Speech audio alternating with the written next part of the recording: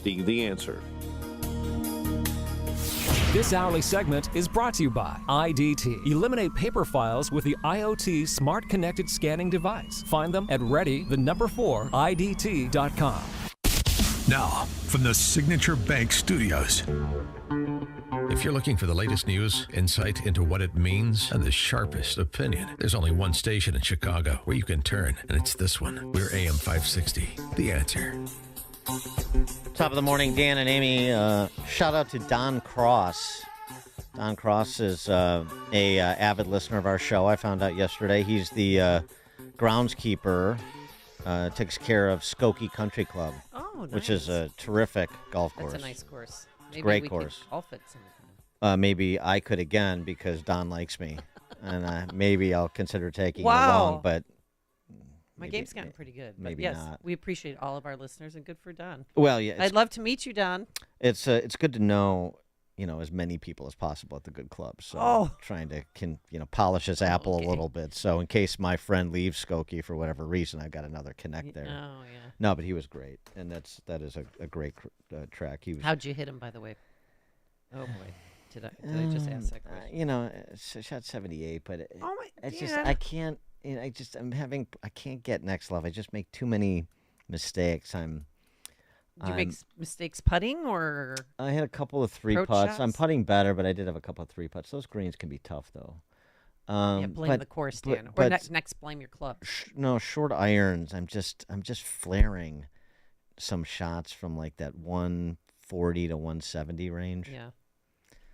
I know this is fascinating. No, it is. But yeah. I feel like I'm on the course with you right now. Yeah. So anyway, I'm working on it. Yes. I'm working on it.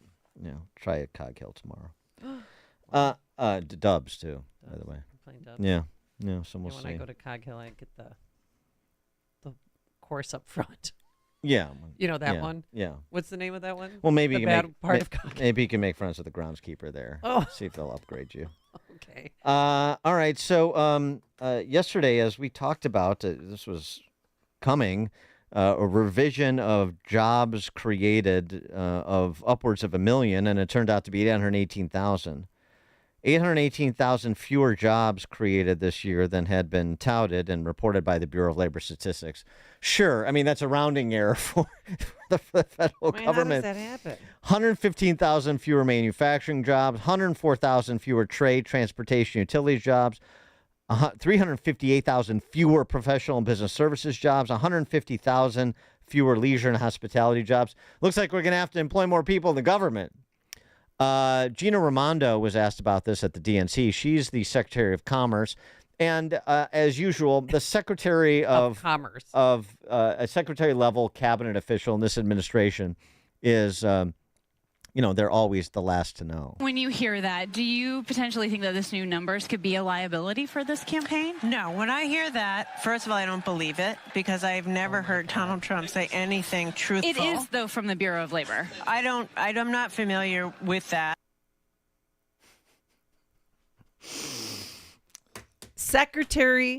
Commerce Secretary, okay?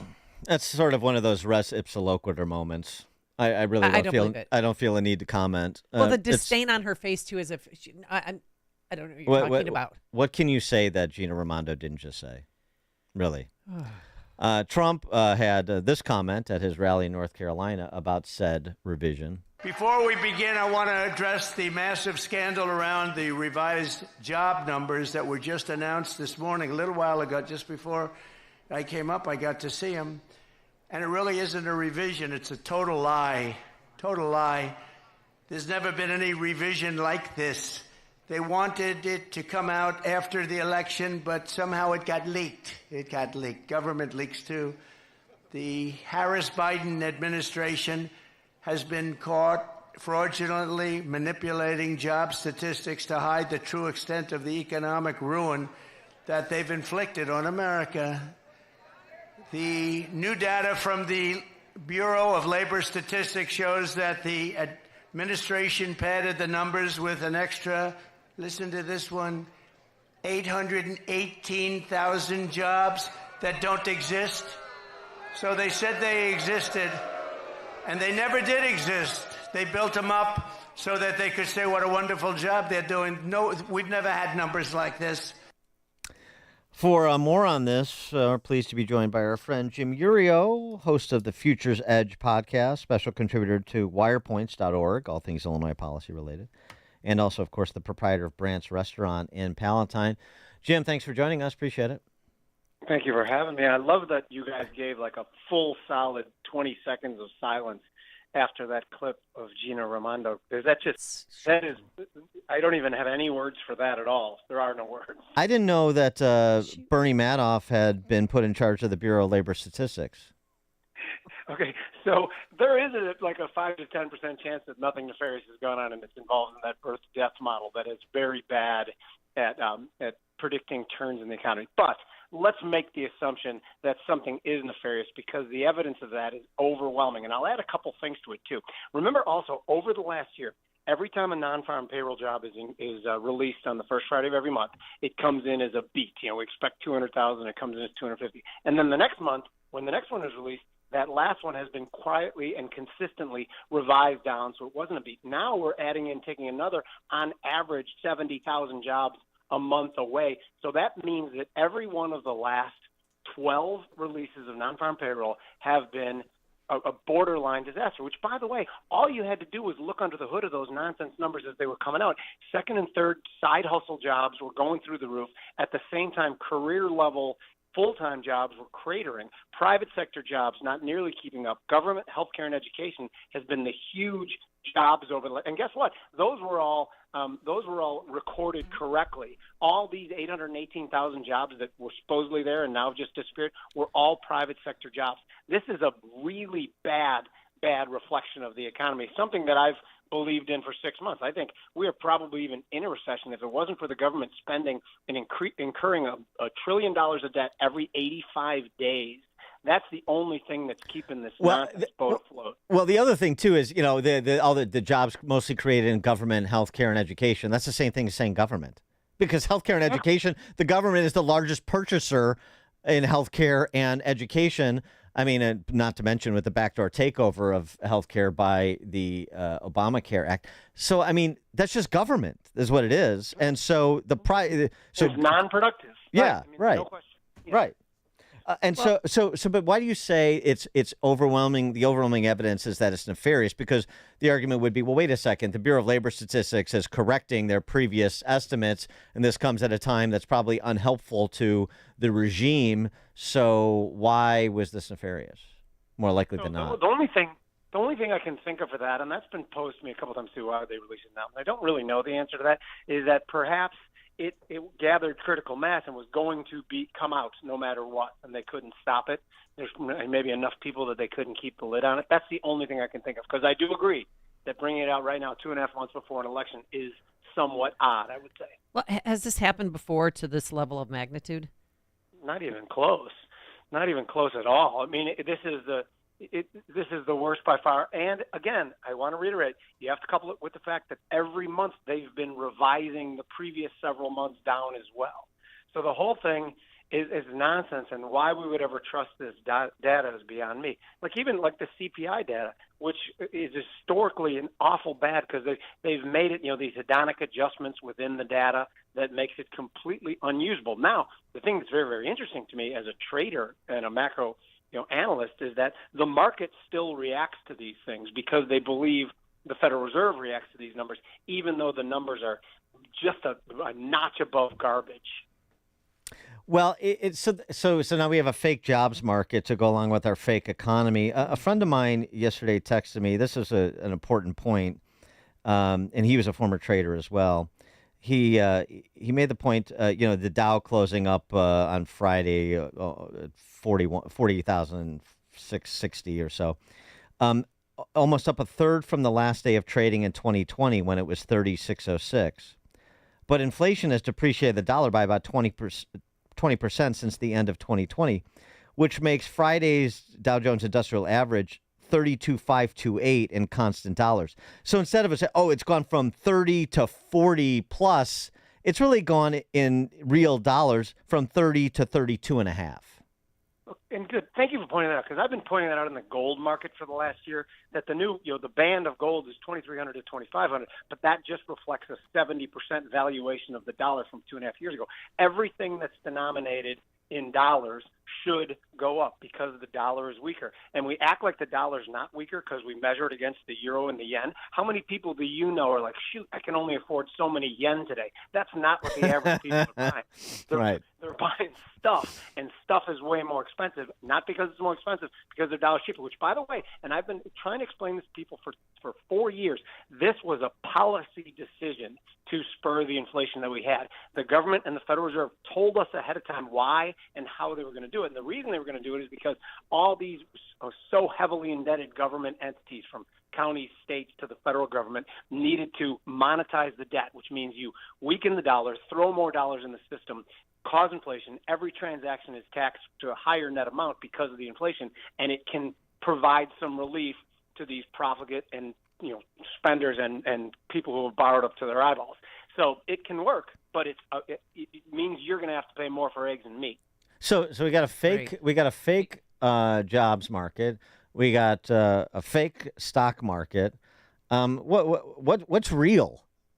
Okay, what's real is these 5 proposals just in the last week from the potential Harris administration that are unbelievable. Like the price fixing, blaming the grocery stores. Remember that day? We're like, yeah, the grocery stores are price gouging. What?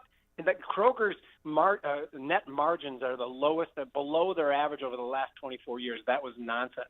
Now let's look at the housing market. Do you mind if I go into this? Go ahead. Please. Okay, so what's the problem in the housing market? The problem is that there's been a chronic undersupply since the Great Recession. So what is their solution?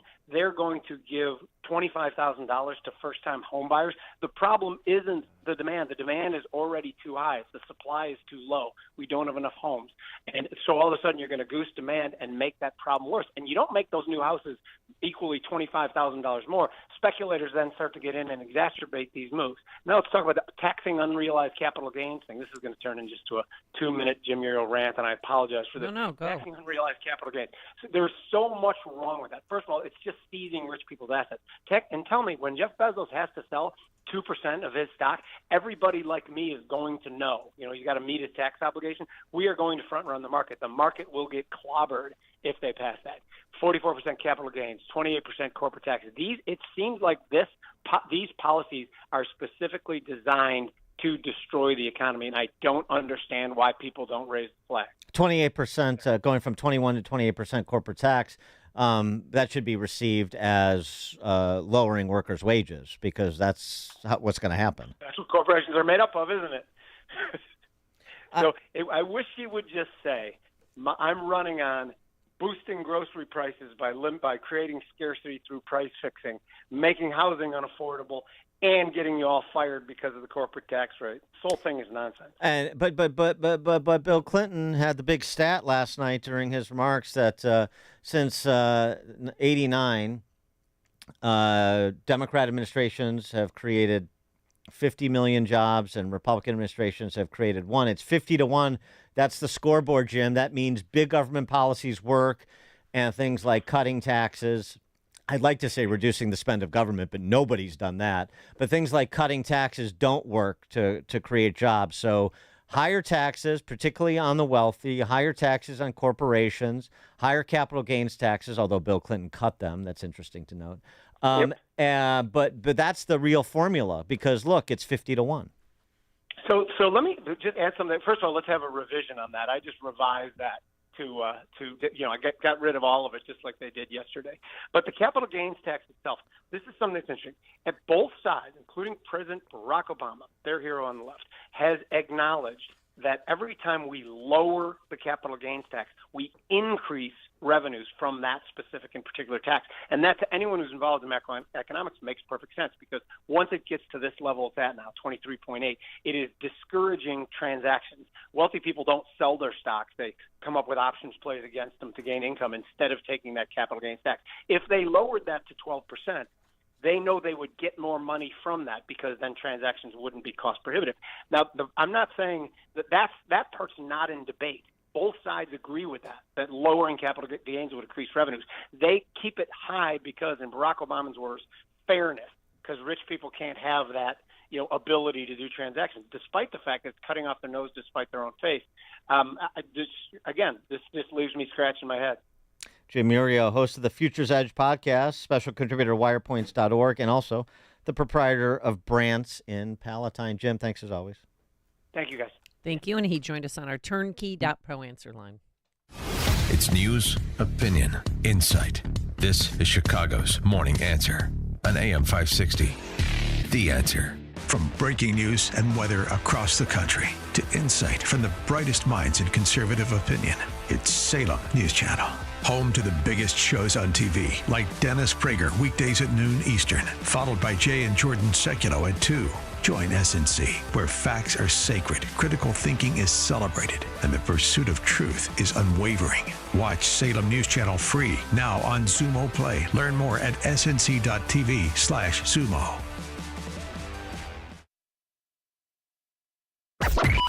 AM 560, The Answer.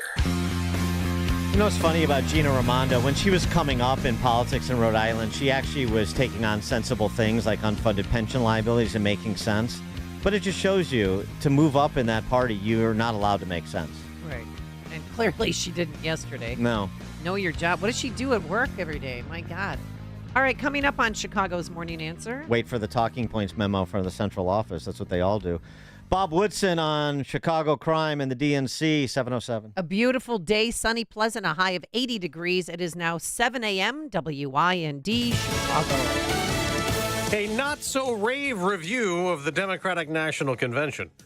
I'm Dave Anthony, Fox News. I think they mentioned me 297 times. They mentioned the border once.